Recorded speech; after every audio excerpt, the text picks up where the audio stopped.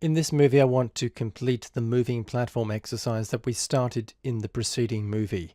Our aim there was to create a platform that moved, the kind of platform we might find inside a platformer game. To achieve this, we attached the auto move and rotate script to the object and specified a speed of 1 meter per second in the Z field. When we attach that script to the platform object and press play on the toolbar, we find that the object moves at 1 meter per second in the Z-axis. The problem is that the platform is supposed to carry the player object along with it. The platform, or the player, is supposed to ride on the platform, moving with it. And that's what's not happening right now, and we need to fix that. To fix that, there are many different ways we could go. The really cheap and easy way is simply to select the platform object, to move then to the auto move and rotate component, which is attached to the platform object, and to click on the cog icon. When I do this, a context menu appears and I can select copy component. When I choose copy component, I can then select the Ethan object and select the last component, the component at the bottom. I can choose the cog icon for this, and then I get an option that says paste component as new. It appears outside the recording window, but when you choose paste component as new, it effectively copy and pastes the component from the platform object to the Ethan character. So both the player character here and the platform object both have the same script, and they are both moving at the same speed. For this reason, when I press play on the toolbar, both the platform and the character move together at exactly the same speed. And that's not looking too bad, but it really is not a great solution, because if I want to add more objects to move with the platform, then these also will need the auto move and rotate script.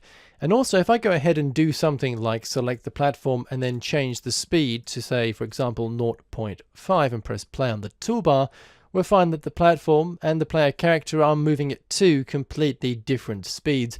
And really, we don't want that to happen at all. So I'm going to select the Ethan character and remove this component.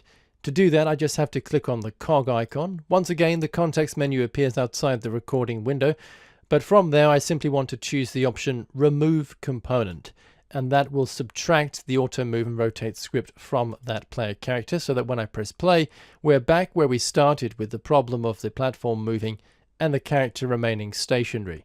We can easily fix this problem by using object hierarchies inside Unity.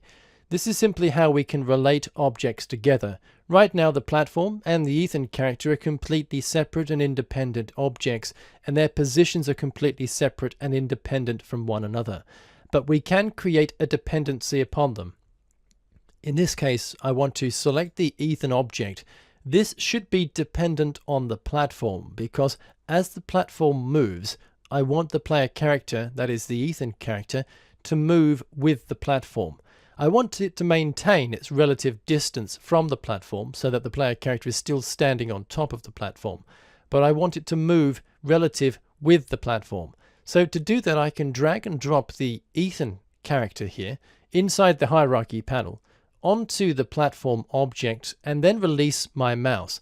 Now, when I do that, notice that there has been a change in the way that these objects are represented in the hierarchy panel.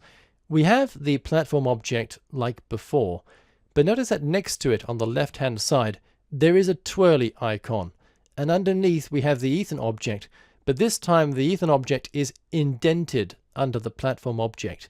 In fact, I can collapse the twirly icon of the platform object, and now the Ethan object is not visible. It is still in the scene, and in fact it's still inside the hierarchy panel. We just don't see it because it's being collapsed.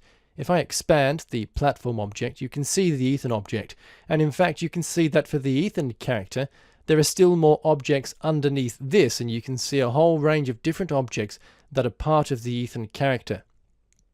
When you put objects into this kind of dependent relationship, it is known as a parent-child relationship.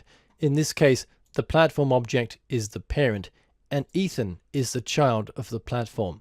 Ethan itself has more objects, and these are all children of the Ethan object.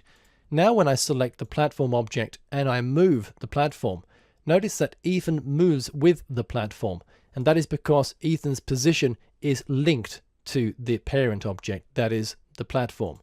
So now when I press play on the toolbar, the platform moves and Ethan moves with it.